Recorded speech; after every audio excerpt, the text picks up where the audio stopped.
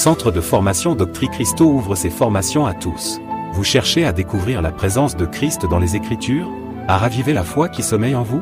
Tout comme les disciples sur le chemin d'Emmaüs l'ont vécu. Tel que relaté dans Luc 24h32, ce centre de formation, CF, a pour but de découvrir Christ dans les Écritures. Il est la parole, connaître Dieu, c'est connaître la doctrine de Dieu. C'est l'objectif de cette école. Elle n'est pas destinée à une élite particulière, mais à toutes et à tous qui veulent grandir dans la foi en Christ. Pour chaque âme passionnée par Dieu et sa parole. Notre vision est simple, mais puissante, rassembler l'Église autour des Écritures et former des disciples. Rejoignez-nous pour explorer la profondeur de la doctrine divine lors de nos cours les mercredis de 21h à 22h. C'est ici que commence votre voyage vers une foi plus profonde et une compréhension plus claire de la parole. Nous sommes joignables au appel WhatsApp, plus 33 07 55 88 54 19, ou via notre site internet, www.doctricristo.com. Nos formations se font en ligne. Centre de formation Doctrine Christo, une école accessible à tous.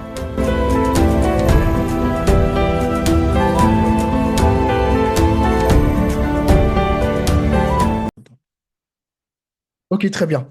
Donc, nous avons commencé depuis un petit moment, enfin, depuis la semaine dernière, un thème très, très, très, très important. Et dans ce grand thème, nous allons aborder beaucoup d'autres notions, beaucoup d'autres choses, et notamment la souveraineté de Dieu, qui est vraiment un gros, gros, gros, gros problème dans le milieu chrétien, que c'est quelque chose que les gens n'arrivent pas à saisir.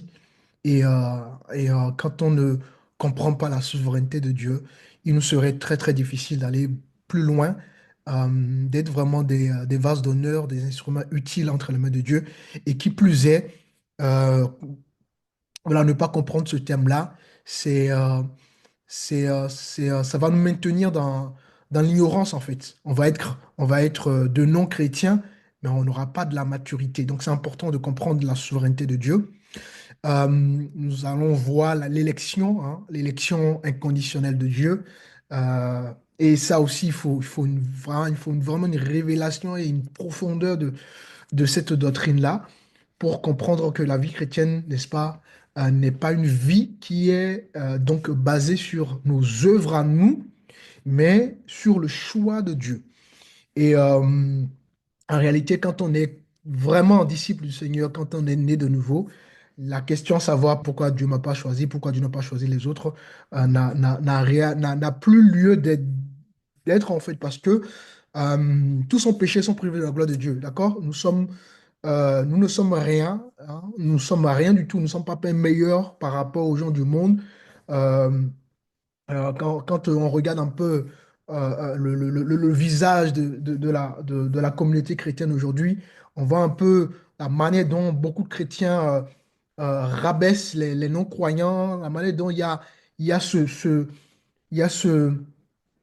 besoin de supériorité, de montrer que nous sommes vraiment à part, nous sommes différents, nous sommes ceci, nous sommes cela, alors qu'en réalité, tout est grâce.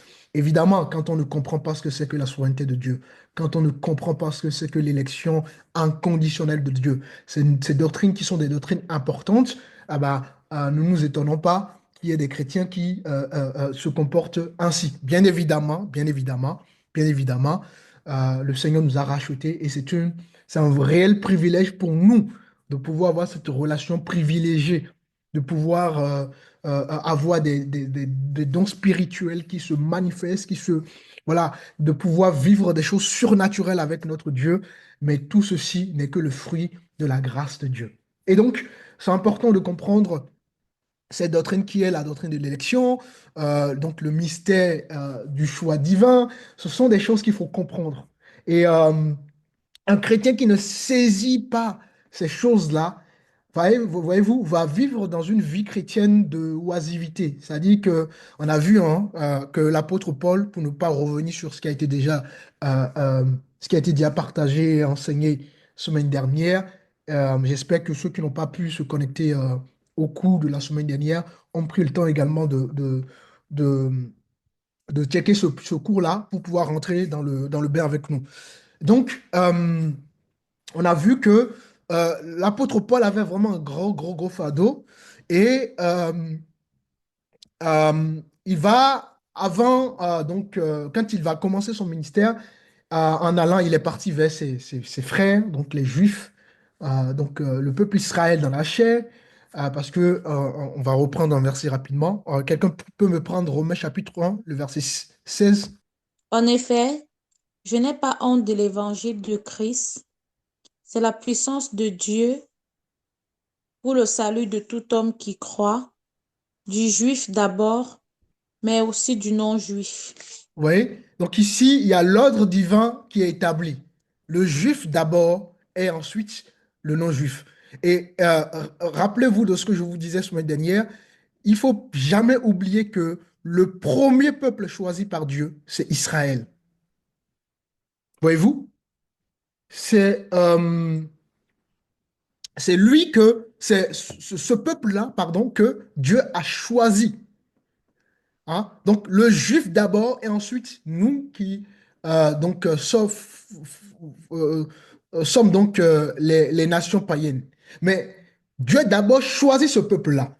Et c'est la même, si je puis m'exprimer ainsi, c'est la même, quelque part, en guillemets, stratégie que Dieu utilise toujours dans toutes choses. Quand Dieu t'a choisi, n'oublie pas qu'il y a une vision derrière. Parce que souvent, quand Dieu choisit une âme, l'âme n'a pas l'impression que Dieu a une vision derrière. Quand Dieu choisit quelqu'un dans une famille, c'est parce que il y a d'autres personnes à sauver dans la famille. Mais Dieu va d'abord commencer par toi. C'est-à-dire, Dieu va te toucher, Dieu va t'apprendre, n'est-ce pas, à connaître ses lois, ses principes, ses valeurs. Dieu va te donner un caractère, un comportement, n'est-ce pas, une mentalité. Et une fois que tu vas représenter Dieu, c'est-à-dire revenir au désir initial de Dieu. Rappelez-vous, en Genèse chapitre 1, le verset 26, l'homme et la femme ont été créés pour refléter l'image de Dieu. Donc, une fois qu'on va retrouver cette, cette attente de Dieu, n'est-ce pas, avoir le caractère de Dieu, porter les valeurs du royaume et les principes du royaume, n'est-ce pas, tu seras donc dans ce contexte-là un instrument que Dieu va utiliser pour toucher ton frère, ta soeur, ta mère, ton père, ton cousin, ta cousine, ton entourage, ton quartier, tes amis, ainsi de suite, ainsi de suite. C'est comme ça que Dieu fonctionne. Et si nous ne comprenons pas cette façon de fonctionner de Dieu, nous aurons du mal à laisser vraiment Dieu travailler dans notre vie. Et c'est ainsi que lorsque Dieu choisit cette nation, Dieu voyait déjà la nation païenne. En choisissant cette nation, Dieu voyait déjà les autres nations. Mais il fallait que cette nation soit transformée. Il fallait que cette nation soit manifeste les fruits, les principes, les valeurs du royaume. Et euh, le livre de Romains chapitre 9 jusqu'au chapitre 11, justement, sont donc les deux chapitres que nous allons utiliser pour approfondir ces différents ces enseignements que nous allons voir. Et nous avons donc déjà commencé par la lecture. On a lu donc le verset, on a lu le verset du verset 1 au verset 5 du chapitre 9. Et nous avons vu que tout vient de ce peuple-là. Si on prend par exemple, si on reprend donc le chapitre 9, euh, à partir du verset 4, par exemple, on ne va pas tout lire, hein, on voit qu'il y avait des privilèges il y a des privilèges qui ont été confiés à ce peuple-là. Là, je parle d'Israël dans la chair, d'accord? Le premier privilège, on voit que l'adoption, ça vient de ce peuple-là. Hein. Si vous lisez, j'espère que vous lisez en même temps que je suis en train de parler, on voit que la gloire a été donnée à ce peuple-là. On voit que les alliances, n'est-ce pas, ont été données à ce peuple-là. On voit que la loi, notamment la loi mosaïque, n'est-ce pas, quand on parle de la loi mosaïque, c'est la loi de Moïse, d'accord, les 5 chapitres, Genèse, Exode, Deutéronome, Lévitique, Nombre. Et évidemment, maintenant, si on va élargir la loi de Moïse, il y a ce qu'on appelle le Tarnak. Le Tarnak, c'est l'ensemble de la loi de Moïse et des prophètes. Donc, on a les 5 livres de Moïse, plus les écrits et les prophètes. D'accord? Ce qu'on appelle le Tarnak. Maintenant, on voit que toutes ces lois ont été données, n'est-ce pas, au peuple Israël. Donc, la loi vient d'eux. Le culte, pareil, le culte vient d'eux, même si le culte a changé de forme. Avant, avec ce peuple-là, quand Jésus n'était pas encore euh, euh, venu, ce peuple avait une façon de rendre un culte à Dieu, notamment au travers donc, des animaux. D'accord? Il y avait des animaux qui sont classés des animaux purs et il y en avait d'autres qui sont classés des animaux impurs. Et on utilisait donc les animaux purs en culte à Dieu. Vous voyez? Le Messie n'était pas venu, donc il n'y avait pas moyen de purifier de façon définitive le peuple. Donc la façon pour le peuple, la façon pour Dieu d'entendre les prières du peuple, de marcher avec le peuple, c'était le sacrifice des animaux. Et l'animal qui était utilisé pour le sacrifice, c'est surtout l'agneau. L'agneau, ça a une représentation, c'était déjà prophétique. Hein. Christ est l'agneau. D'ailleurs, quand le Messie vient, rappelez-vous, Jean-Baptiste dira, voici l'agneau de Dieu qui ôte le péché du monde. Vous voyez? Donc, tout ce que le peuple faisait déjà dans l'Ancienne Alliance était des représentations ou des préfigurations ou encore des actes prophétiques. Voyez-vous? Donc, le culte vient de ce peuple-là. Ensuite, toujours dans le même verset, on est dans le verset 4, le verset 5 hein, de Romains chapitre 9. Les promesses viennent de ce peuple-là. Voyez-vous? Les patriarches, on a déjà vu un patriarche, ce que ça signifie, viennent de ce peuple-là également. Et surtout, au-delà de tout ça, au-dessus de tout ça, vous voyez, Christ lui-même, le Messie qui sauve l'humanité, Jésus qui est 100% homme, 100% Dieu, il est de ce peuple-là. Il est venu de ce peuple-là. Donc Jésus dans la chair, hein, il est de ce peuple-là. Donc tout le, tous les privilèges, n'est-ce pas, ont été confiés à ce peuple-là. Tout vient de ce peuple-là. Voilà pourquoi Romains chapitre 3, le verset 16 dit, d'abord le juif et ensuite le païen. N'oublions jamais. Voyez-vous? Et donc, l'apôtre Paul, euh, au début de son ministère, va simplement respecter l'ordre qui a été établi par Dieu, à savoir le juif et le grec. Et dès le début de son ministère, à partir du verset 1 et 2, donc toujours le chapitre 9, on voit que l'apôtre Paul avait un gros fardeau dans le cœur. Le Seigneur avait vraiment mis un gros fardeau dans son cœur. Et d'ailleurs, c'est comme ça que Dieu met des fardeaux dans le cœur de ses serviteurs par rapport à une mission précise. Et il avait vraiment ce fardeau-là, il se souciait vraiment de son peuple. Et, euh, qu'est-ce qu'il fait? Il va aller d'abord vers son peuple. On a déjà vu, hein. On a vu qu'il allait dans les synagogues prêcher. Quelques juifs vont se convertir, d'autres vont rejeter parce que les juifs ne comprenaient pas pourquoi les païens devaient rentrer dans l'alliance, ne comprenaient pas pourquoi l'alliance s'était élargie. Et donc, beaucoup de juifs vont rejeter le message, le Messie. Pourtant, on a vu hein, que les promesses, hein, il faut savoir que le peuple juif, dès sa naissance, à partir déjà de 5 ans, on inculquait déjà à un enfant de 5 ans la loi de Dieu. Donc à 5 ans jusqu'à 10 ans, les enfants maîtrisaient déjà la loi de Moïse. Ils maîtrisaient déjà les lois, les promesses. Et ils étaient conscients qu'il y avait il y a un Messie qui devait venir, qui devait les sauver. Ils connaissaient les prophéties par cœur. Ils connaissaient toutes les promesses de Dieu. Mais regardez ce qui s'est passé quand le Messie est venu. Ils n'ont pas su saisir le Messie. Ils n'ont pas vu Jésus comme le Messie. Ils n'ont pas saisi ces promesses qu'ils ont lues, qu'ils ont relues, qu'ils connaissent par cœur. Malgré tout ça, quand le Messie est venu, ils n'ont pas, en tout cas, la majorité de ce peuple-là, n'est-ce pas, n'a pas reconnu le Messie. Alors, une question légitime pour eux hein, va naître, à savoir, si le salut est désormais offert, n'est-ce pas, aux nations, ben, est-ce que le peuple juif, dans la chair, aurait été rejeté par Dieu?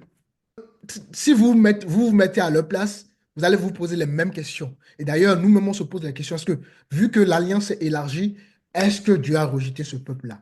Et le peuple se posait déjà cette question-là, mais on ne comprend plus rien. On était le peuple parce que quelque part, on va dire que le peuple s'en est orgueilli hein, un peu, hein, comme ils avaient tout venait d'eux, tout le salut, tout vient d'eux. Donc, quelque part, il y a une forme d'orgueil qui va naître. Et ils vont oublier que, voilà, nous avons un Dieu des nations, voyez-vous. Mais il y a cette question quand même qui va naître, à savoir, est-ce que Dieu nous a rejetés? Et même nous-mêmes, on se pose cette question, est-ce que Dieu a rejeté le peuple Israël?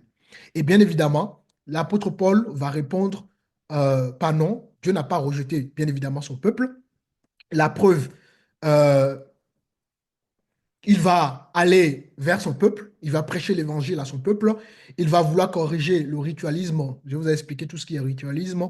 Hein. Vous pouvez être chrétien et être dans le ritualisme. Si vous priez, il n'y a pas de cœur dedans, c'est du ritualisme. Quand vous êtes chez vous à la maison, vous méditez et vous n'êtes pas concentré, vous regardez les notifications, vous parlez à côté en même temps, c'est du ritualisme. Quand vous louez Dieu, en même temps, vous avez de la musique, de la louange à côté, tout ça, c'est du ritualisme. Quand vous jeûnez et vous savez même pas pourquoi vous jeûnez, vous n'êtes pas sincère dans le jeûne, c'est le ritualisme. Vous allez à l'église juste pour présenter pour vous montrer que vous allez à l'église pour montrer quelque part votre présence. Mais il n'y a pas, derrière, vous n'êtes pas préparé, vous n'avez pas préparé votre cœur, vous n'avez même pas préparé le culte, vous n'avez même pas prié à ce que Dieu vous parle lors du culte. Il n'y a rien qui s'est fait en amont. Et vous partez simplement dans l'église au culte comme ça, juste pour aller au culte. Tout ça, c'est du ritualisme, voyez-vous, parce que vous n'avez pas votre cœur dedans.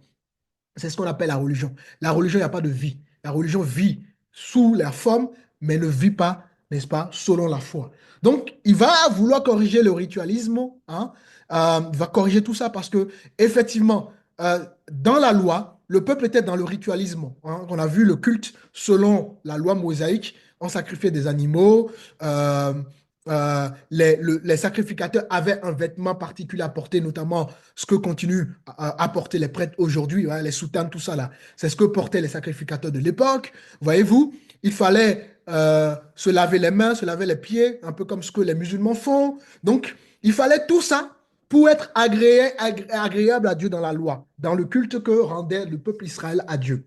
Et d'ailleurs, rappelez-vous dans la loi, le peuple ne pouvait pas lui-même prier Dieu. Il ne pouvait pas louer Dieu lui-même.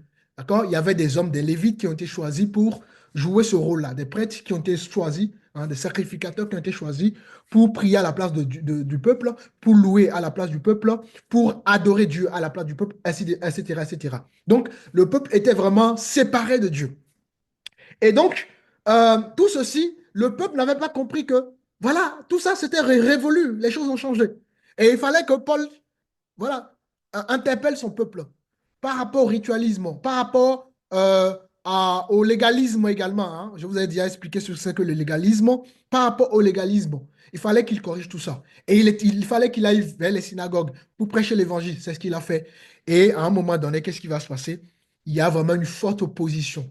Hein, une forte opposition par rapport à son appel, par rapport à ce qu'il faisait. Parce que le peuple de Dieu ne comprenait pas, ne voulait pas accepter la nouvelle, ne voulait pas comprendre que la loi, les choses ont changé. Et il y avait vraiment une opposition par rapport au ministère de l'apôtre Paul. Alors, qu'est-ce qui s'est passé? Nous sommes dans Actes.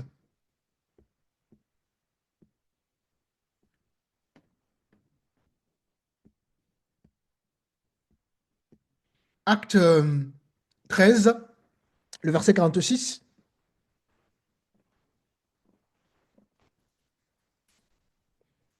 Acte 13, verset 46. Paul et Barnabas leur dirent avec assurance, c'est à vous premièrement que la parole de Dieu devait être annoncée.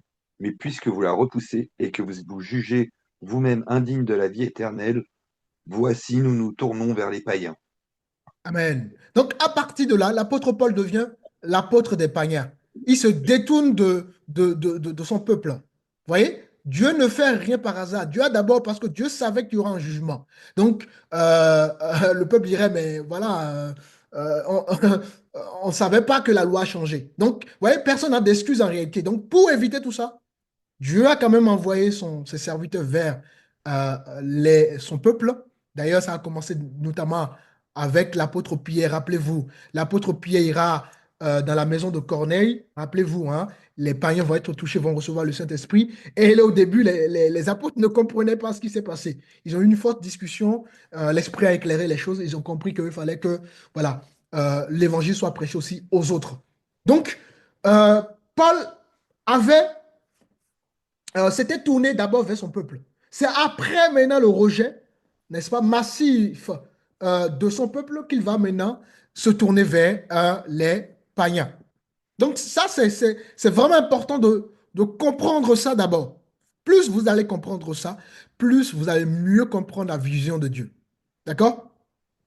Et maintenant, les païens vont commencer par rentrer dans l'alliance. On a vu, hein, Corneille est rentré avec toute sa famille, hein, est rentré dans l'alliance. Et, et Maintenant, on va reprendre donc la lecture. On a déjà lu le verset 4, le verset 5, le verset 1 au verset 5. On va reprendre maintenant à partir du verset 6 de chapitre 9. Si quelqu'un peut lire rapidement. À partir du verset 6 au verset. On va vraiment couper, hein, on va faire des sections, section par section pour bien comprendre. Donc, du verset 6 au verset 10, rapidement. Romains 9, 6 à 10. Ce n'est point à dire que la parole de Dieu soit restée sans effet, car tous ceux qui descendent d'Israël ne sont pas d'Israël. Mhm. Et pour être la prospérité d'Abraham, ils ne sont pas tous ses enfants. Mais il est dit, en Isaac sera nommé pour toi une postérité. C'est-à-dire que ce ne sont pas là les enfants de la chair qui sont les enfants de Dieu, Mhm. mais que ce sont les enfants de la promesse qui sont regardés comme la postérité. Voici en effet la parole de la promesse. Je reviendrai à cette même époque, et Sarah aura un fils. Et de plus, il en fut ainsi de Rebecca qui conçut du seul Isaac notre père.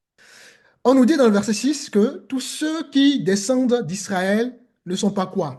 Ne sont pas Israël. C'est important, vous comprenez ça. Tous ceux qui descendent d'Israël, je parle d'Israël dans la chair, d'accord? Israël en tant que dans le sens biologique, si vous voulez, d'accord? Tous ceux qui descendent d'Israël ne sont pas Israël. Donc, déjà, ce verset 6, les amis, c'est révolutionnaire. C'est terrible pour un juif d'entendre ça. Les juifs du premier siècle, du deuxième siècle, et ainsi de suite. Et même les juifs jusqu'à aujourd'hui, c'est terrible pour eux d'entendre ça. Vous vous rendez compte? Donc, qu'est-ce qu'on comprend déjà à partir de ce verset? Il y a une distinction qui va être faite tout de suite. Ce verset fait une distinction très clairement par rapport à Israël selon la chair. Donc, Israël selon la chair, c'est c'est tous la descendance biologique. D'accord? Tous ceux qui sont vraiment Israël de sang. Et ce verset fait déjà une distinction voilà, clairement par rapport à ceux qui descendent biologiquement d'Israël et à Israël selon donc l'esprit. Alors, qu'est-ce qu'on comprend? On comprend que Dieu nous parle d'Israël dans la chair et il nous fait comprendre que toutes les promesses qui viennent de ce peuple-là, on a déjà vu le verset 4 et le verset 5.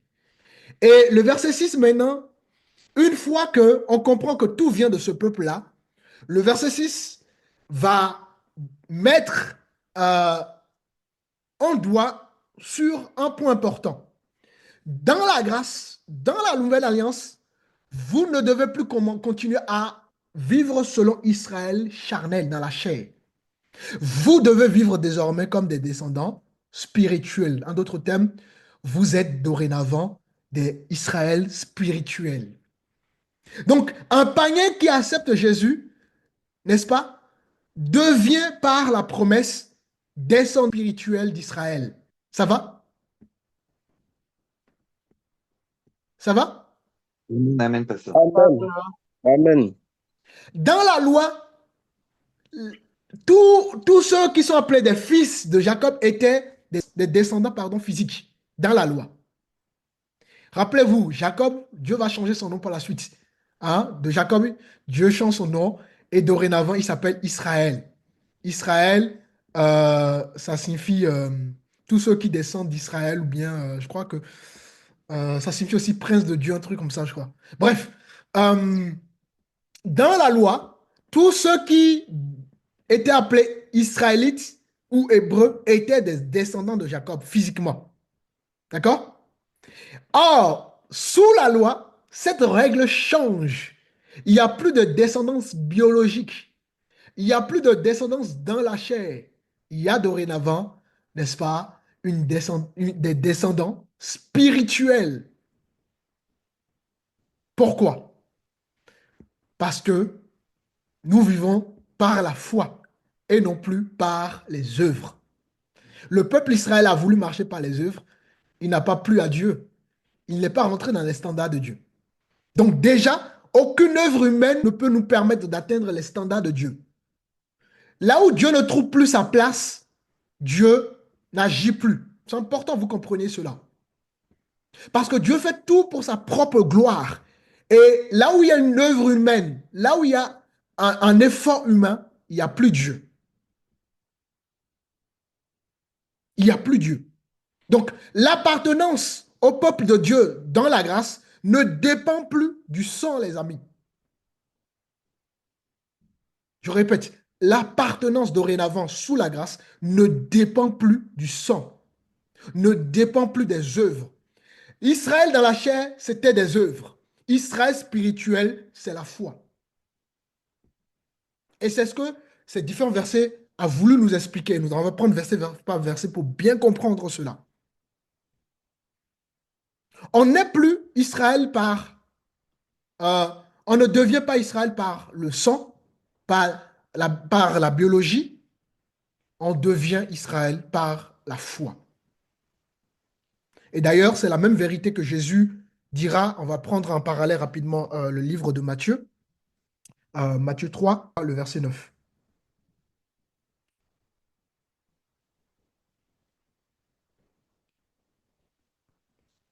Matthieu 3, verset 9. Et ne prétendez pas dire en vous-même, nous avons Abraham pour père, car je vous déclare que c'est Pierre, si Dieu peut susciter des enfants à Abraham. De Amen. ces pierres, ok. Pardon. Vous voyez, le peuple juif se glorifiait de trop. Et Jésus leur faisait comprendre que ne vous glorifiez pas que vous êtes des descendants d'Abraham. De ces pierres, je peux susciter des fils et des filles. En fait, Jésus était déjà en train de leur faire comprendre que, n'est-ce pas, être né de nouveau ne dépend plus du fait qu'on est Israël dans la chair. Et quand on prend maintenant le verset 7 du chapitre 9 de Romains, on dit, en Isaac sera normé pour toi une postérité. Alors, qu'est-ce qui s'est passé? Dieu donne une promesse à Abraham.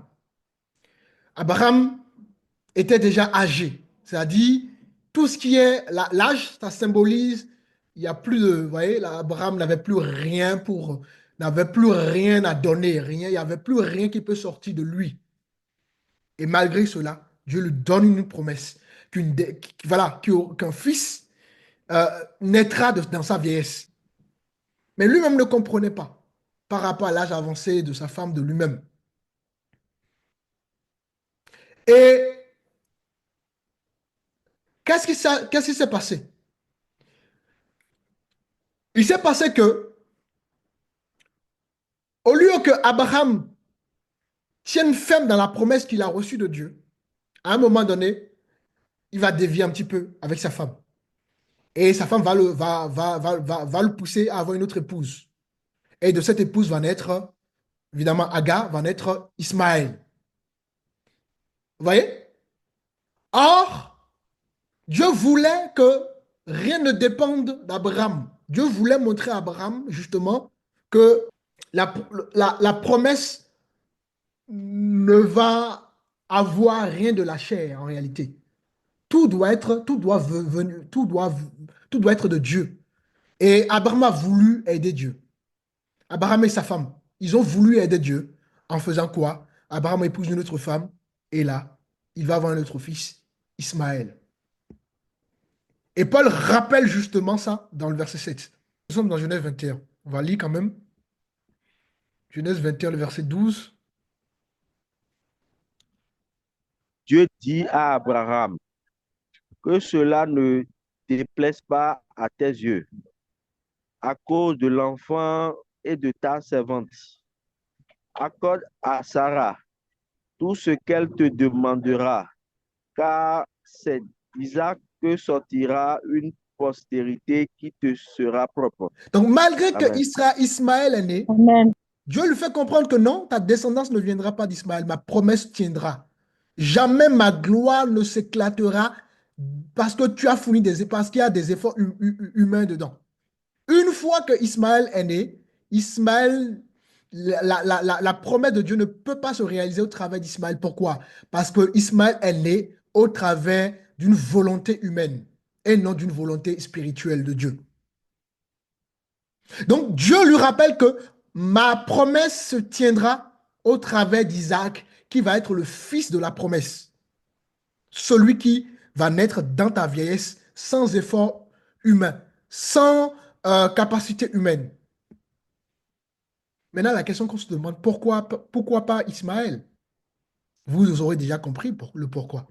Parce que Ismaël, tout simplement, est né de la chair. Ismaël est né d'une initiative, pardon, humaine, tout simplement. C'est pour ça que il faut, si on ne comprend pas l'histoire d'Abraham, on aura du mal à comprendre la vision de Dieu. Tout commence par là. Nous sommes tous des fils et des filles d'Abraham. Et quand Dieu donne une promesse à Abraham, Dieu lui dit, tu auras un fils, une descendance. Ta descendance viendra de ton fils dans ta vieillesse. Qu'est-ce que lui fait avec sa femme? Ben, ils essaient de prendre des initiatives. Et Agar devient donc deuxième épouse, je crois, ou troisième épouse, je ne sais plus à quelle position. Deuxième épouse, oui. Et puis, un fils va naître de cette union, donc Ismaël. Et Dieu lui rappelle que non, Ismaël, ce n'est pas le fruit de ma promesse. Mais Isaac, quant à lui, évidemment, par la suite, Abraham va avoir effectivement Isaac dans sa vieillesse, hein, comme Dieu l'avait promis. Et donc, Isaac est né de la promesse, du miracle et de la foi d'Abraham. Donc, comment on comprend ça? Ismaël égale la chair, œuvre humaine, égale nature humaine, égale effort humain. Or, Isaac égale promesse, égale foi, égale intervention divine. Vous voyez la différence entre les deux? Et c'est ce que l'apôtre Paul explique dans le verset 7. Ismaël, donc, qui est l'ancêtre justement du peuple arabe, hein, n'oubliez pas, c'est l'ancêtre du peuple arabe, d'accord? Donc, Ismaël, c'est l'effort qu'a fourni Abraham lui-même avec sa femme, alors que Isaac, n'est-ce pas, né comme la promesse de Dieu, comme Dieu l'avait promis à Abraham. C'est ça les deux différences. D'ailleurs, Galates nous donne une précision importante. Nous sommes dans Galates chapitre 4, le verset 23.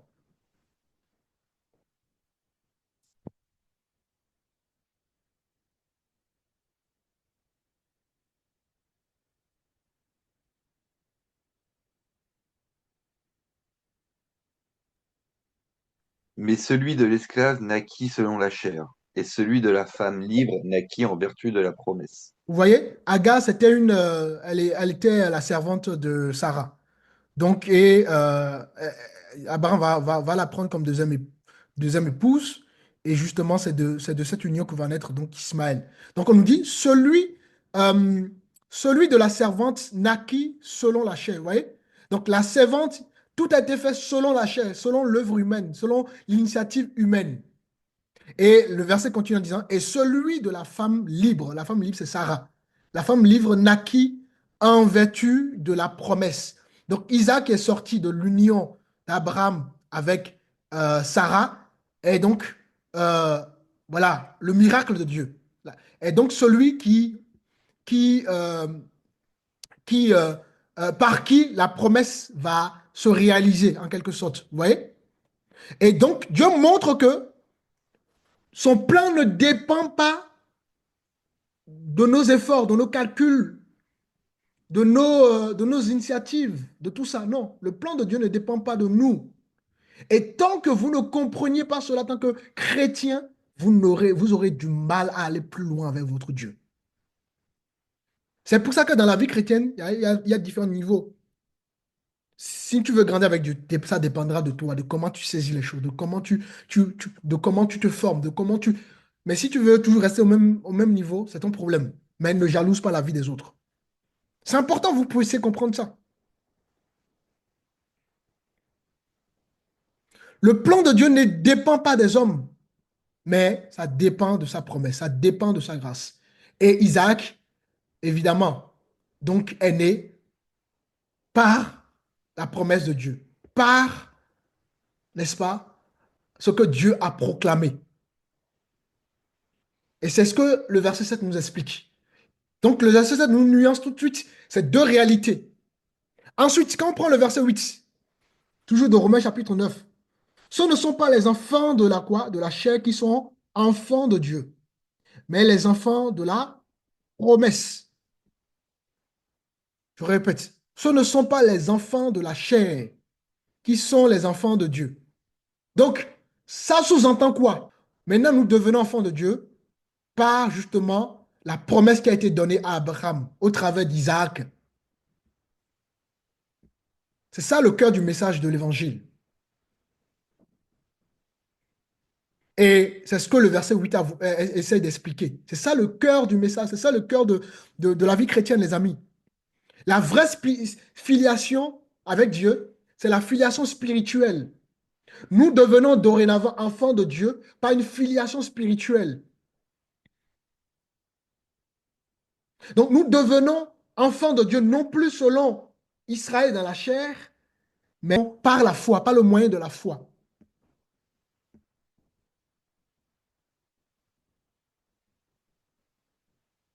Nous sommes fils d'Abraham par la foi. Et les Juifs n'ont pas compris ça.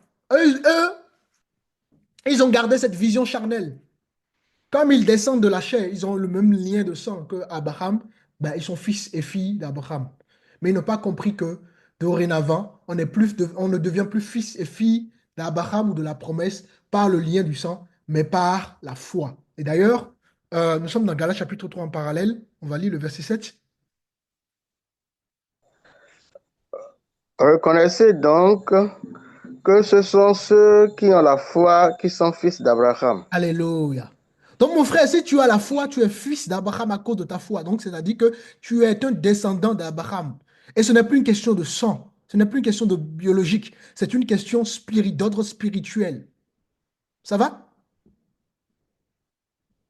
Amen. Si vous voulez, c'est une transition de la généalogie à la foi.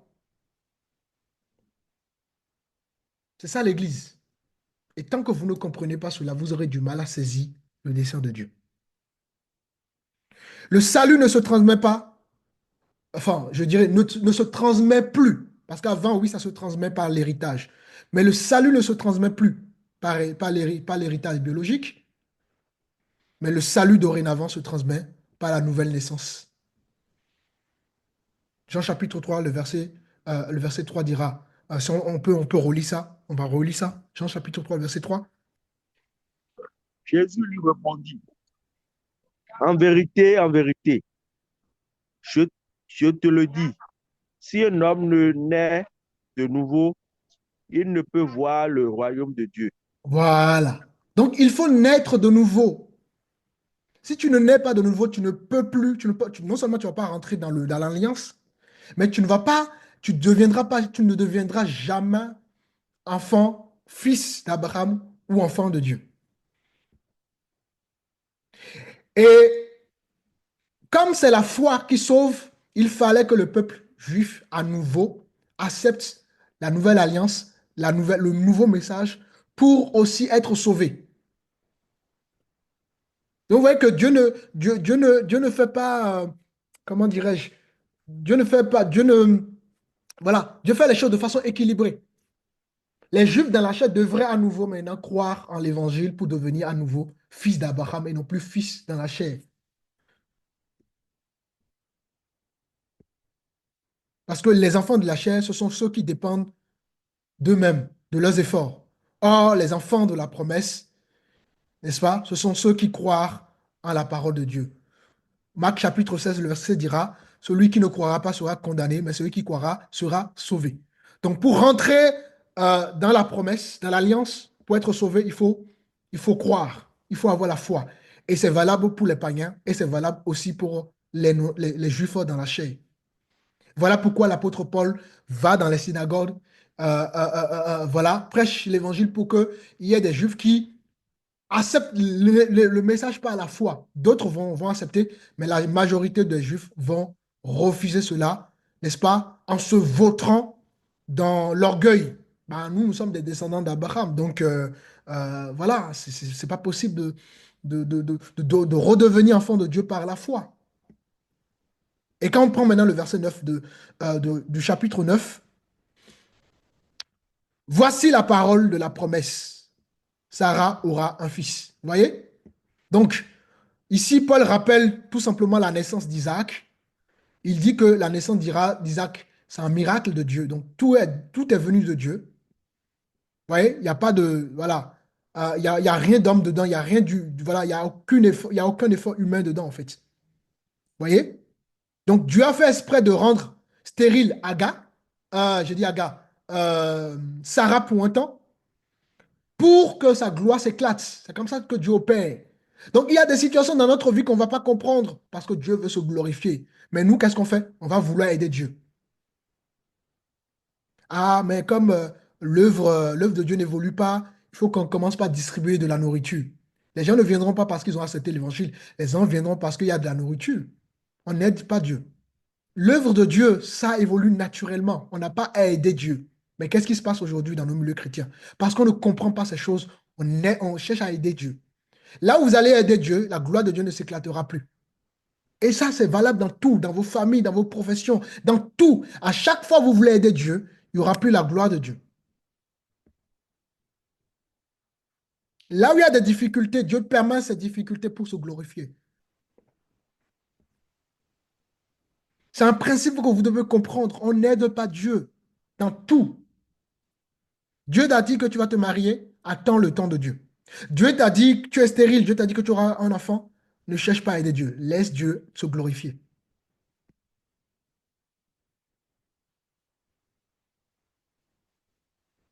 C'est pour ça que nous avons des carences dans nos comportements parce qu'on ne comprend pas comment Dieu fonctionne. Dieu a toujours fonctionné comme ça.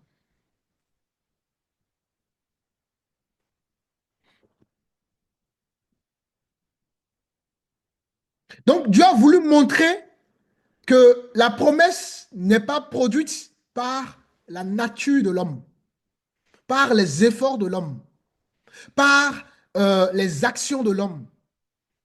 Mais la promesse de Dieu, n'est-ce pas, s'est produite par la foi. Et Abraham, déjà, même s'il ne connaissait pas Christ, il avait la foi.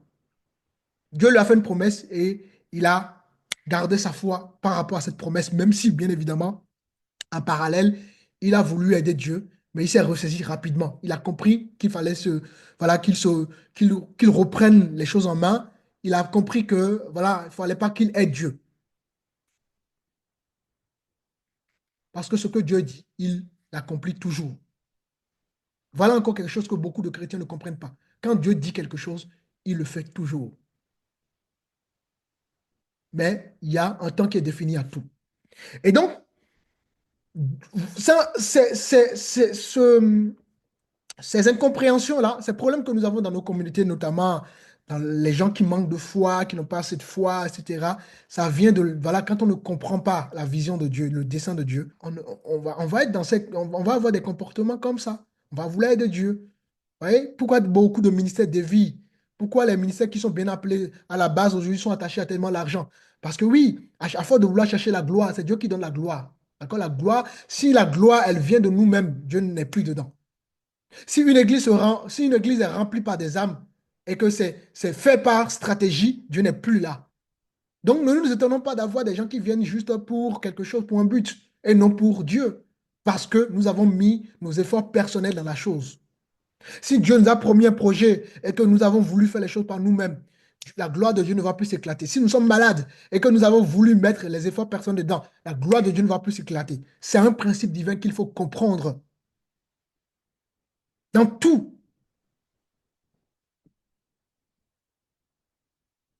La nouvelle naissance ne vient pas de la chair, hein. C'est ce que nous dit Jean chapitre 1, on va lire le verset 12.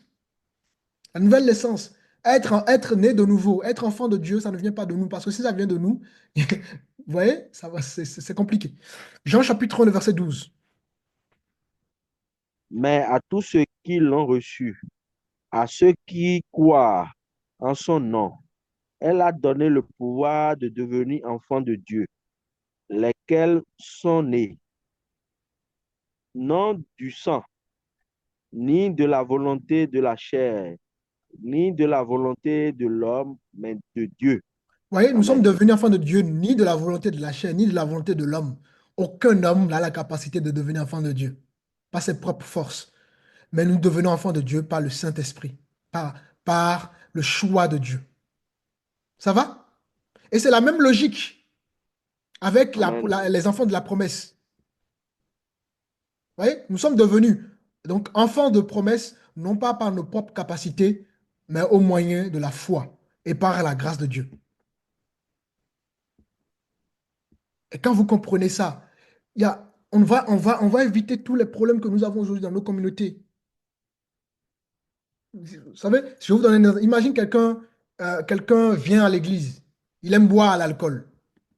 Et si vous forcez à arrêter l'alcool, il va arrêter l'alcool pour un temps, mais il va retomber dedans parce que c'est pas ses propres capacités qu'il a arrêté l'alcool. Donc Dieu n'a pas sa gloire dedans. Comprenez? À chaque fois qu'il y aura la gloire de l'homme, Amen, ça appelle la amen. gloire de Dieu. Là où Dieu n'a pas sa gloire, ben, il n'y a pas la gloire de Dieu. Et comme il n'y a pas la gloire de Dieu, ben, avec le temps, la personne va retomber encore dans l'alcool. Parce que ce n'est pas l'esprit qui a opéré cela. Et c'est valable dans tout. C'est Dieu qui change les gens. C'est Dieu qui transforme les cœurs. C'est Dieu qui fait évoluer l'Église. C'est Dieu qui, rappelez-vous, dans Actes, là-bas, la Bible déclare que c'est Dieu qui rajoute à l'Église les âmes qui seront sauvées. À chaque fois que nous-mêmes, nous allons vouloir rajouter à l'Église les âmes qui seront sauvées, hop, il n'y aura plus la gloire de Dieu. Mais combien de chrétiens comprennent ces choses-là? Combien? Combien sont encore dans les efforts? Combien veulent encore aider Dieu? Combien? Mais nous avons la grâce d'aborder ces sujets. Que Dieu soit béni. Alléluia. Amen, amen. Soyez bénis, Amen, pasteur. amen. Ça va? Ça Amen. va. Amen. Amen. Laissons Dieu faire. Même quand on ne comprend pas, laissons Dieu agir. Il y a des guerres partout, on ne comprend pas. Dieu est au contrôle, les amis. C'est la souveraineté de Dieu. Paul Biya ne veut pas laisser le pouvoir. Laissez Dieu agir. C'est la souveraineté de Dieu. Dieu est au contrôle. Vous, en tant que chrétien, ne vous mettez pas dans la politique. Macron ne veut pas laisser le pouvoir. Dieu est au contrôle. C'est la souveraineté de Dieu. Parce que même ces gens-là, c'est Dieu qui les a établis là où ils sont. Vous comprenez? Il y a des inquiétudes qui vont plus naître parce qu'on comprend ces choses. Pourquoi les gens sont inquiets? Ah oui, ça ne va pas, le monde va mal, machin, machin, tout ça. Parce qu'ils ne savent pas. Ils ne connaissent pas Dieu. Ils connaissent pas la souveraineté. Ils ne connaissent pas la souveraineté de Dieu. Pourquoi il y a des chrétiens politisés qui ont des partis pris? Moi, moi, je suis de Marie Le Pen, moi, je suis d'Éric Zemmour, moi, je suis pour Macron, moi, je suis pour Paul Biya, moi, je suis pour Talon, moi, je suis pour Trump, moi, je suis pour Poutine. Vous vous rendez compte des chrétiens qui sont dans ces choses-là? Des chrétiens qui sont censés être éclairés, des chrétiens qui sont censés être la lumière du monde, qui eux-mêmes sont dans le flou. Quand vous comprenez cela, vous laissez la vie suivre son cours et vous vivez votre vie de foi. Parce que Dieu est au contrôle de tout. De tout. Absolument tout. Il y a quelques années de cela, si on me disait que j'allais me réconcilier avec ma mère, je dirais non. Il y a quelques années de cela, si on me disait telle chose, je dirais non. Donc, laissons Dieu travailler dans notre vie pleinement, 100%, sans qu'il y ait aucune œuvre humaine, aucun effort humain dedans. Parce qu'à chaque fois, je vais mettre ne serait-ce que 0,1% de moi dedans, hop, il n'y a plus la gloire de Dieu. Maintenant, le verset 10 du chapitre 9. Et de plus, il en fut ainsi de Rebecca, qui conçut d'un seul Isaac, notre Père. Donc, ici, on voit clairement que l'apôtre Paul renforce la vérité biblique, hein, avec donc un second exemple qu'il prend par rapport à Rebecca. Hein, Rebecca, on le sait, a eu deux fils jumeaux, et Jacob et Isaac. Et la Bible nous dit que Dieu a déjà choisi, déjà dans le ventre lorsque Jacob et Ésaü étaient déjà dans le ventre de Rebecca, Dieu a déjà fait son choix. Dieu choisit qui? entre Jacob et Ésaü? C'est une question que je vous pose, si vous avez lu. Tu as choisi Jacob. Dieu a choisi Jacob. Est-ce que le choix de Jacob dépend de ses efforts? C'est une question Non, que je vous c'est le pose. choix de Est-ce que le Dieu. choix de Jacob Non, non, dépend c'est de le ses choix de efforts? Dieu. C'est le choix de Dieu. Et de toute façon, déjà dans Voilà. son ventre, il avait Pourquoi? décidé. Parce que voilà, c'est le choix de Dieu. Ils étaient encore dans le ventre de l'homme au moment quand Dieu a fait son choix. Donc, ce n'est pas parce que Ésaü est mauvais que Dieu ne l'a pas choisi. Et ce n'est pas parce que Jacob est bon que Dieu l'a choisi. C'est ce qu'on appelle l'élection, le choix inconditionnel de Dieu. Et si vous ne comprenez pas cela, vous n'allez pas rentrer dans des révélations. Vous aurez du mal à saisir des révélations divines.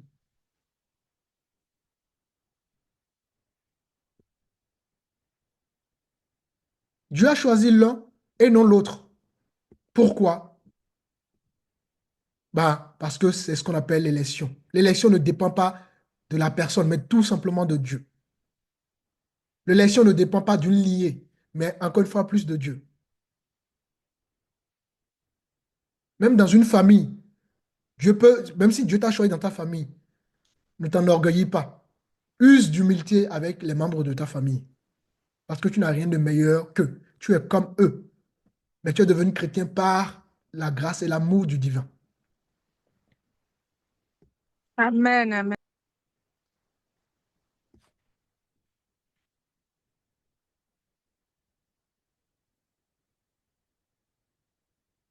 Donc, c'est très important qu'on comprenne cela. Maintenant, par rapport au verset 6 au verset 9, qu'est-ce qu'on retient concrètement par rapport à ces versets qu'on a lus? Ça nous parle donc d'une filiation spirituelle, le verset 6. On comprend que quand bien même, quand on est chrétien, parce que Dieu nous a choisis et non parce que on l'est devenu par nous-mêmes, vous voyez, euh, à ceux qui ont lu en Jean chapitre 1, le verset 2, à ceux qui l'ont reçu, il a donné le pouvoir. Donc c'est Dieu qui donne le pouvoir, la capacité. D'accord? Donc tout vient de Dieu et non de nous. Isaac n'est pas né de l'effort d'Abraham. Isaac est né par l'intervention de Dieu, alors que Ismaël est né par l'intervention d'Abraham. Donc, l'œuvre de l'homme. Or, là où il y a l'œuvre de l'homme, la promesse ne peut pas se réaliser. Donc, notre salut n'est pas le fruit de nos œuvres. Et si vous ne comprenez pas cela, vous allez continuer à toujours faire des efforts, et vous n'allez pas être heureux ni heureuse dans votre vie de foi parce que vous n'avez pas compris que oh, votre vie ne dépend pas de vos œuvres. Vous allez obéir à Dieu parce que vous avez compris que tout est grâce. C'est pour ça qu'en retour, vous lui devez obéissance. Vous lui devez voilà, voilà. Hein, comme l'exemple que je vous ai donné la dernière fois, hein, un enfant qui devait être puni par ses parents, se rend compte que il a été gracié par ses parents. Ben, il va obéir naturellement à ses parents. Donc l'obéissance ne vient plus de son effort, mais son obéissance, c'est une réponse à l'amour de ses parents. Tant que vous ne comprenez pas, vous ne nuancez pas ces deux notions-là, vous aurez toujours du mal.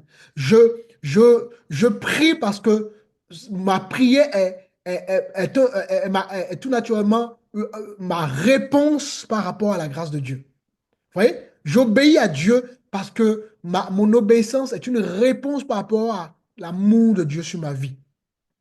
Donc, je ne prie plus, non pas par œuvre, non pas par mes œuvres. Voilà, je ne fais plus les choses par mes propres œuvres, mais je fais les choses par la foi et je laisse le Saint-Esprit agir en moi pour produire justement les fruits de l'Esprit.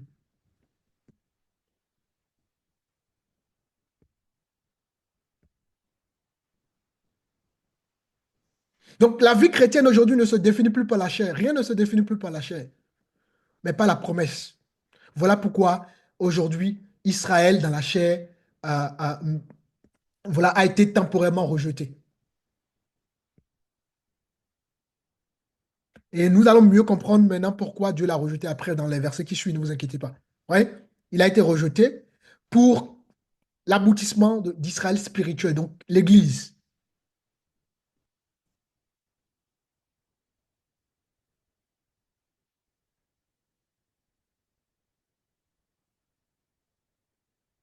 Ne nous glorifions pas de quoi que ce soit.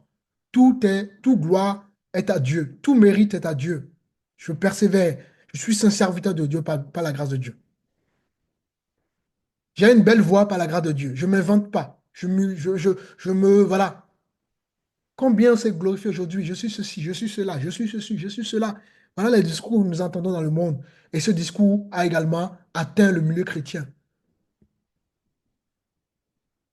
Même quand il y a culte demain, on sait déjà comment l'esprit va agir.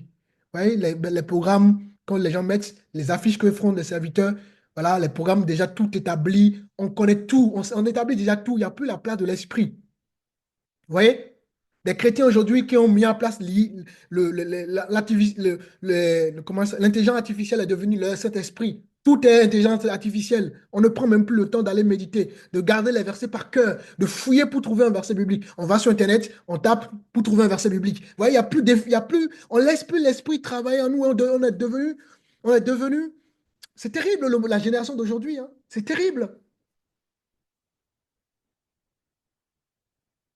Quand l'esprit te dit quelque chose dans l'esprit, ben, tu ouvres ta Bible, tu commences par demander, ouvre, éclaire-moi, guide-moi. Et c'est comme ça que tu grandis spirituellement. Mais quand tu prends, automatiquement, tu vas sur Internet pour aller faire des recherches, automatiquement, à quel moment tu veux grandir? À quel moment tu veux garder des versets? Tu veux garder un dépôt dans le cœur? Hein? Regardez ce que l'intelligence artificielle fait aujourd'hui. Regarde combien de gens font des fautes d'orthographe parce que, voilà, les gens n'écrivent plus. Ils abrègent les choses. Au lieu de mettre comment, on va mettre CMT. Au lieu de mettre bonjour, on va mettre BJR. À quel moment vous ne voulez pas faire des fautes d'orthographe? Vous allez faire des fautes d'orthographe. C'est normal parce que la société vous abrutit. Et c'est la même réalité dans l'Église aujourd'hui. Il n'y a plus la place à l'esprit aujourd'hui. On laisse tout à l'œuvre humaine. Tout revient à l'œuvre humaine. Apprenons à laisser l'esprit agir dans tout.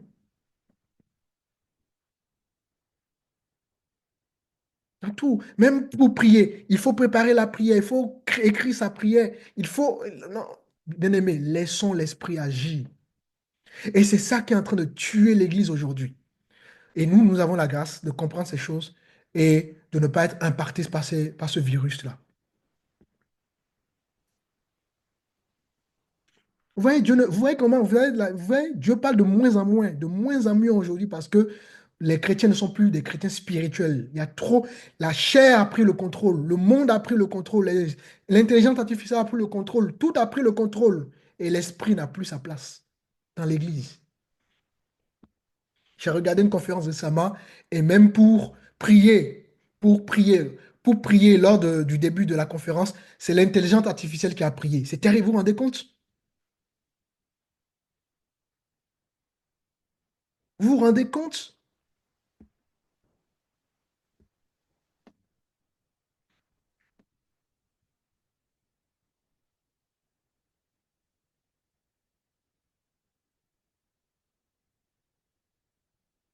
Alléluia.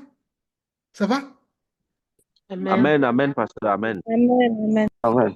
Imaginez quelqu'un, au lieu de faire des efforts pour écrire une phrase correcte, verbe, sujet, verbe, complément, et qui, au lieu de faire ça, passe sa vie à abréger. En fait, à un moment donné, en fait, tellement qu'il a été automatisé à abréger les choses, que les fautes vont naître tout naturellement. Pourquoi? Parce qu'il s'est laissé séduire par, comment dirais-je, par l'abréviation. C'est la même chose avec le Seigneur. Quand on se laisse séduire par des choses, on se dit, ah, avec ça, j'irai plus rapidement, avec ça, je vais faire ceci, avec ça. On ne se rend pas compte, hein. C'est tellement subtil qu'à un moment donné, ça nous maintient dans une prison. Et là, hop, on perd toutes les valeurs, au lieu que l'Esprit prenne vie en nous, au lieu que les talents de Dieu, les talents que Dieu nous a donnés, la grâce que Dieu nous a donnée s'émergent en nous, ben, on finit par être prisonnier de nous-mêmes.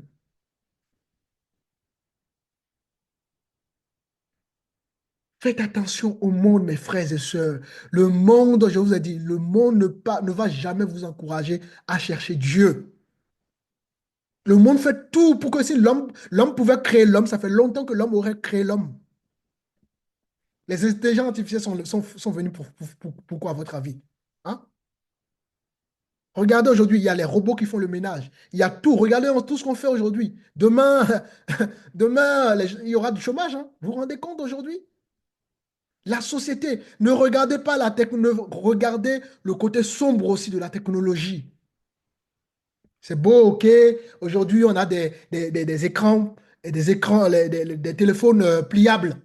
Ok, c'est beau. Mais quelle est la conséquence de ça? Vous savez quelle est la conséquence de ça?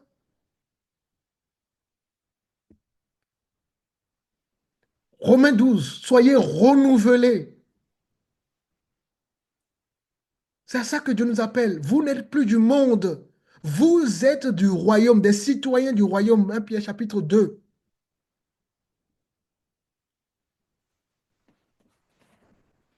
Vous ne pouvez pas avoir les mêmes problèmes que les gens. Les gens du monde, c'est normal. Eux, ils souffrent, c'est normal. Ils sont perdus, c'est normal. Ils sont dans les ténèbres, c'est normal qu'ils sont perdus. Mais toi, chrétien, tu es encore perdu? Tu n'as pas d'espérance? Toi, chrétien, tu es chrétien, tu es malheureux, mal ou malheureuse, alors que tu as Christ en toi. C'est terrible. Tu es chrétien et puis si Macron ne gagne pas, tu te mets dans tous tes états. Donc c'est Macron ton salut. Vous voyez les chrétiens d'aujourd'hui? C'est alors ton salut.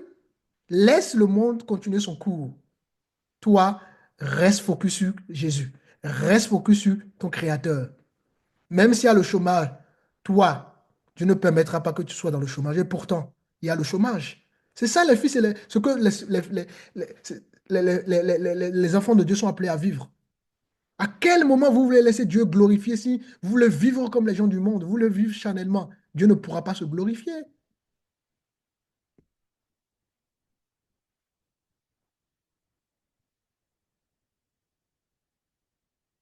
Et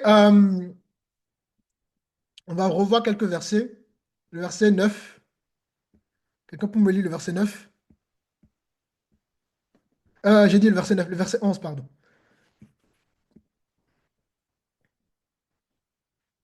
Du chapitre 9.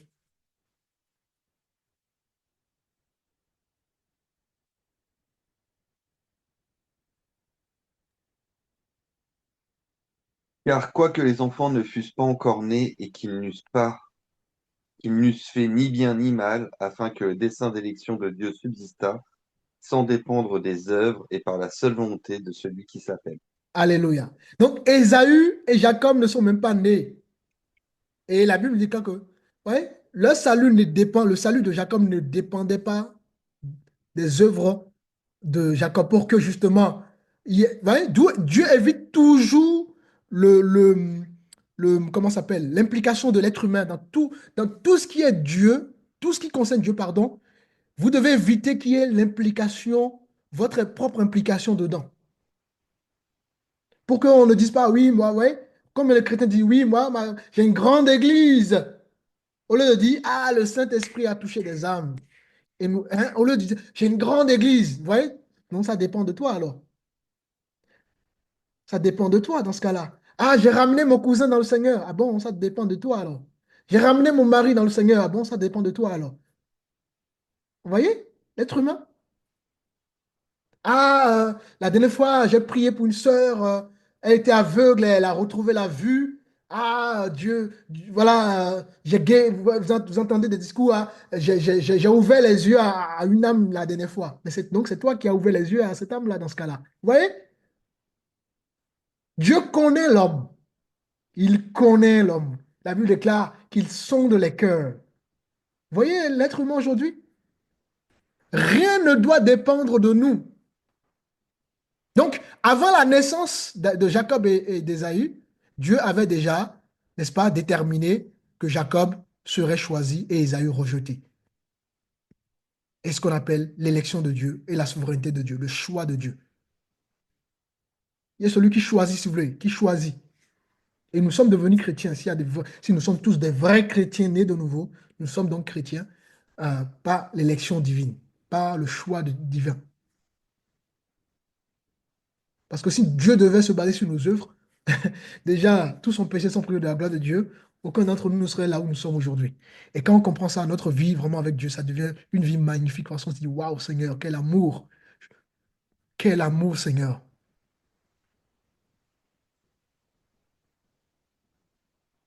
Et le verset dira, enfin que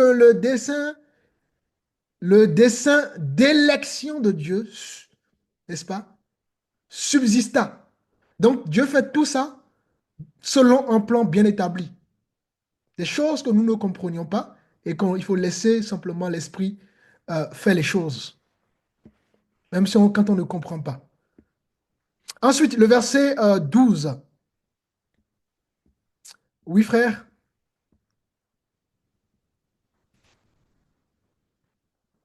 Verset 12. Il fut dit à Rebecca, l'aîné sera assujetti au plus jeune, selon qu'il est écrit. J'ai aimé Jacob et j'ai haï Ésaü. Donc, ici, déjà, on nous parle des nations. Il y avait deux nations dans le ventre de Rebecca. Donc, il ne faut pas prendre ça comme un conflit, hein. Ce n'était pas un conflit.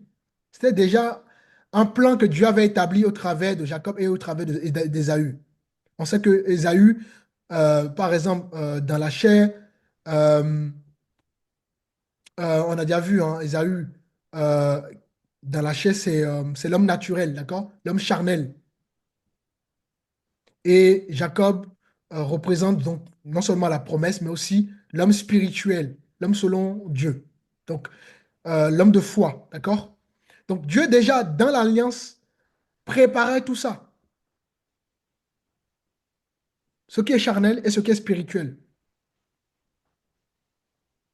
Et c'est ce que, justement, Jean 12 nous dit, ce qui est de la chair restera chair, mais ce qui est de l'esprit est esprit.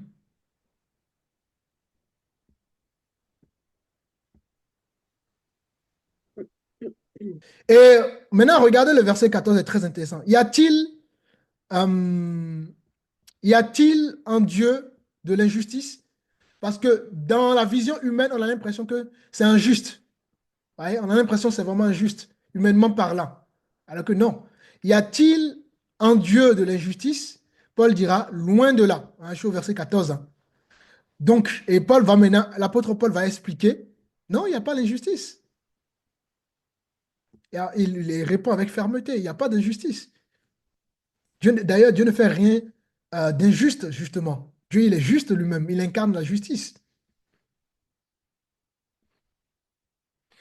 Et le problème, c'est que nous voulons comprendre la justice de Dieu selon la justice humaine. Et c'est ça, c'est là où nous avons un problème. La justice de Dieu ne repose pas sur l'égalité des choix. Aussi longtemps que les cieux sont au-dessus de nous, les voies de Dieu sont au-dessus de nous, la pensée de Dieu sont au-dessus de nous, ne l'oublions pas. La justice de Dieu, ça se base sur son dessein, de ce qu'il est, ce que Dieu est. Et il est juste, nous dit la parole. Donc, Dieu n'agit pas par hasard, Dieu n'agit pas juste comme ça, non. Dieu agit parce qu'il connaît le début et la fin de toutes choses. Il est le commencement et la fin, nous dit la parole. Et il est souverain. Donc, il agit toujours en accord avec sa sagesse. Mais nous, on veut, voilà, on veut avoir des débats avec Dieu. Dieu, pourquoi tu fais ceci? Pourquoi tu... Ouais, on demande à Dieu des comptes. Les parents n'ont-ils pas le droit de faire ce qu'ils veulent? C'est la même chose que nous ferons avec Dieu. Mais maman, pourquoi tu es sorti? Maman, pourquoi tu as fait ceci? Maman, pourquoi tu as fait ceci? Papa, pourquoi tu as fait ceci? Ouais, c'est la même chose qu'on fait avec Dieu.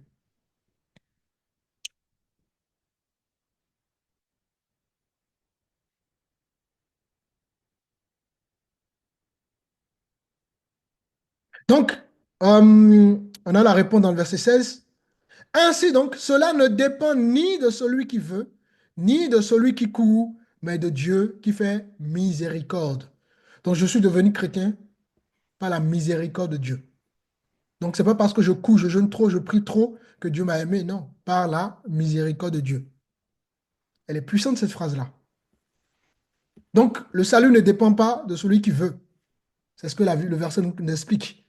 La vie chrétienne ne dépend pas de celui qui veut. Ça ne dépend pas de nos désirs personnels, de nos désirs humains.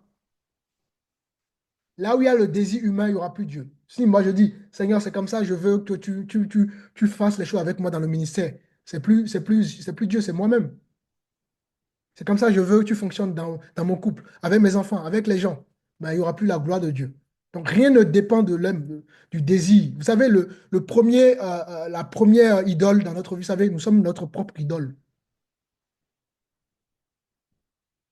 Ouais.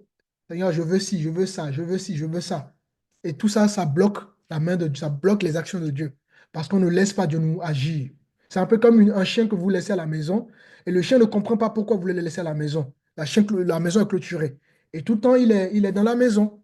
Lui, il ne comprend pas sur le coup pourquoi il est à la maison. Alors que le propriétaire, voilà, le met en sécurité. Et aussitôt qu'il sort, il voit le portail ouvert. Il sort, c'est un peu comme les gens comme ça, hein. Il sort de la maison et aussitôt il sort de la maison, il va dans la rue, il se fait écraser par une voiture. C'est la même chose spirituellement. Revoyez cette image-là spirituellement. On a l'impression que voilà, on est en prison avec Dieu, alors que non, on n'est pas en prison avec Dieu. Au contraire, Dieu nous préserve, Dieu nous garde. Mais nous, on veut notre liberté. Mais aussitôt qu'on sort de la maison, on se fait écraser par une voiture. Combien de chrétiens veulent leur liberté? À cause de leur liberté, ben voilà, ils sont ce qu'ils ils sont aujourd'hui.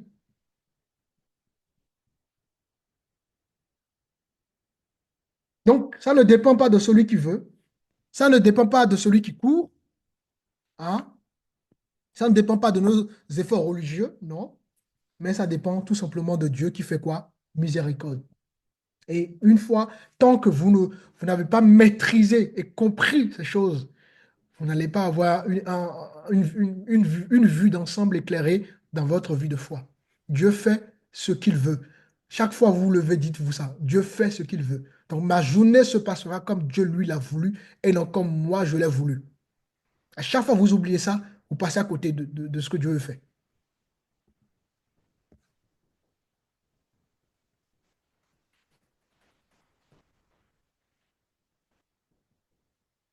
Dieu fait miséricorde, ça veut dire compassion, d'accord? Ou secours. Dieu fait compassion. Dieu donne, sa compassion s'opère dans la vie voilà, de ceux qu'il choisit.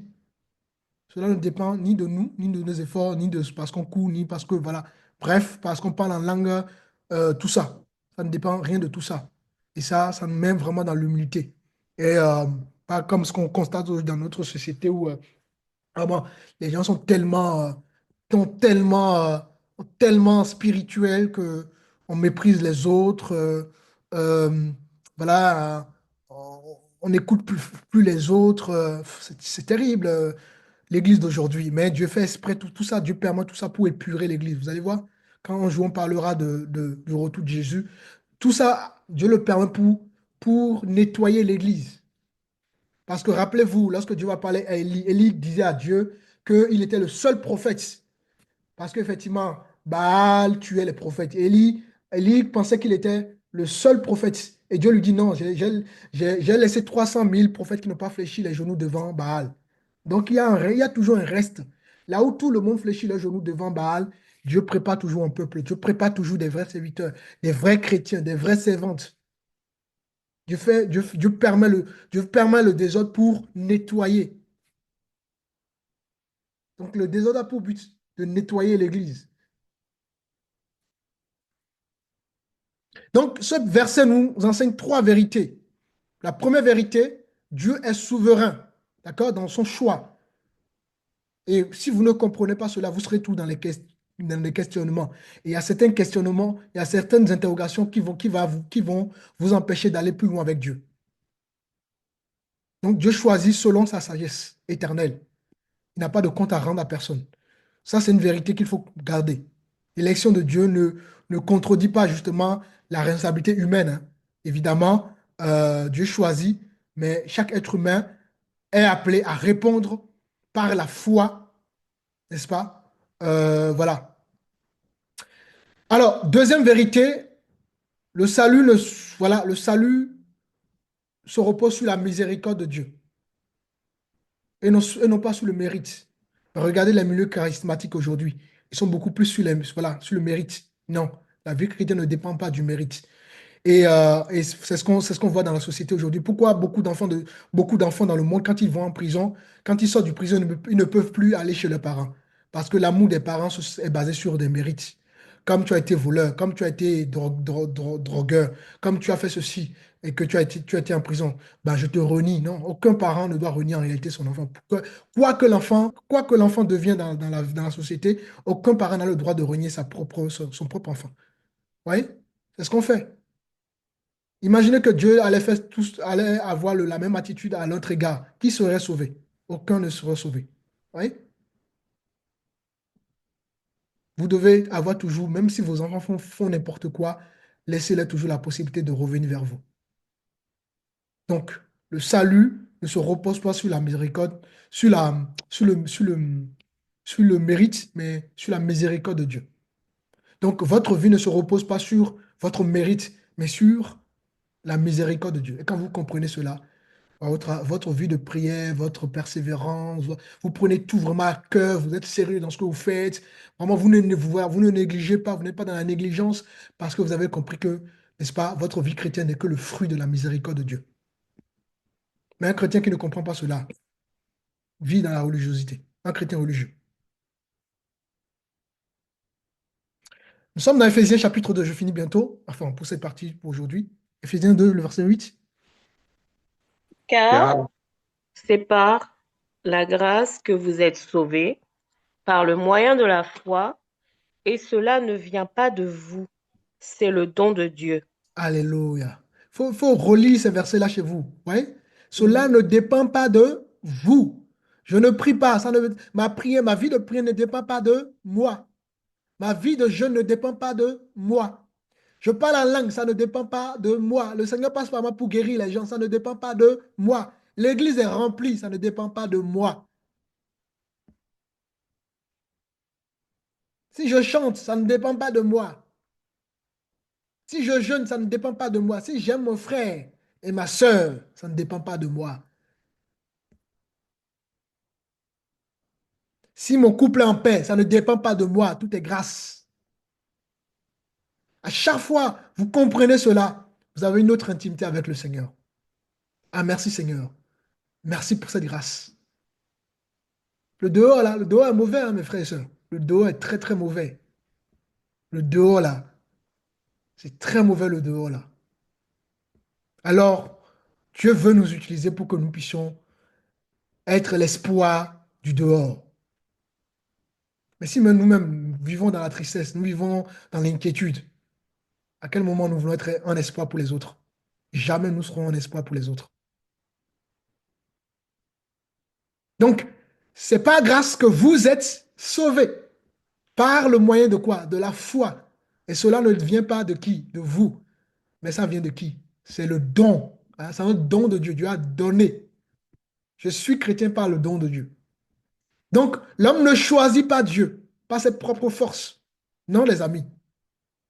L'homme ne choisit pas Dieu. Si je crois, c'est parce que Dieu m'a fait grâce d'entendre simplement sa réponse. Imaginez, il y a des gens qui voient, vous pouvez ouvrir la Bible, leur dire la vérité, et pourtant ils ne croient pas. Mais vous avez la facilité de comprendre les choses. Pourquoi? Parce que derrière, Dieu a fait grâce pour que vous puissiez comprendre. Donc, ne nous enorgueillons pas. D'accord? C'est très important. Le plan de Dieu ne dépend ni de nous, ni de l'Église, ni des perfections, ni des actes, mais ça dépend uniquement de Dieu. Donc, une fois qu'on comprend toutes ces choses-là, ben, on comprend que l'homme est appelé à vivre simplement une vie de grâce, une vie humble.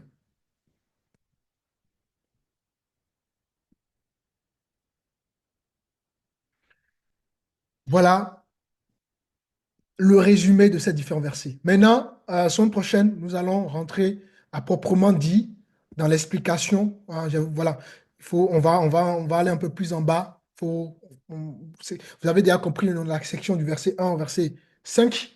On a compris la version du section 6 au section 10. La section 10 au verset 13, je crois, au 16, pardon. On a compris, on a départagé un peu ces sections-là pour que quand je vais vous l'expliquer maintenant, le plan divin, tout soit clair. Vous avez déjà compris dans la section 1, donc le verset 1 au verset 5, comment, voilà, l'apôtre Paul avait le fardeau. Qu'est-ce qui s'est passé? Dieu a d'abord envoyé l'apôtre Paul vers son peuple. Cela faisait partie déjà du plan de Dieu. La section 2, donc à partir du verset 6 au verset euh, 10, on a vu hein, la souveraineté, le choix, l'élection de Dieu. Dieu ne choisit pas, non pas par nos propres capacités, mais Dieu fait le choix selon son dessein, tout simplement. Et cela ne dépend ni de nous, voilà, cela dépend uniquement de Dieu. Et Dieu, voilà, la parole a pris l'exemple d'Ésaü et de Jacob, voyez-vous, et également d'Ismaël et d'Isaac. Isaac qui est l'enfant de la promesse et Ismaël qui n'est pas l'enfant de la promesse. D'accord? Du verset 11 au verset 16, nous avons aussi, voilà, Dieu va prendre des exemples concrets pour nous faire comprendre véritablement ce que c'est que la souveraineté, le choix. Maintenant, une fois que vous avez compris ces différentes notions, on va rentrer maintenant dans l'enseignement à proprement dit pour que quand on va rentrer dans l'enseignement, vous ne soyez pas encore à essayer à comprendre pourquoi, voilà, pourquoi ceci. J'ai voulu vraiment d'abord expliquer ces notions pour qu'on rentre bien dans l'enseignement par la suite. Est-ce que ça va? Est-ce que tout est clair pour tout le monde à ce niveau? Oui, Oui, c'est clair, pasteur. pasteur, merci.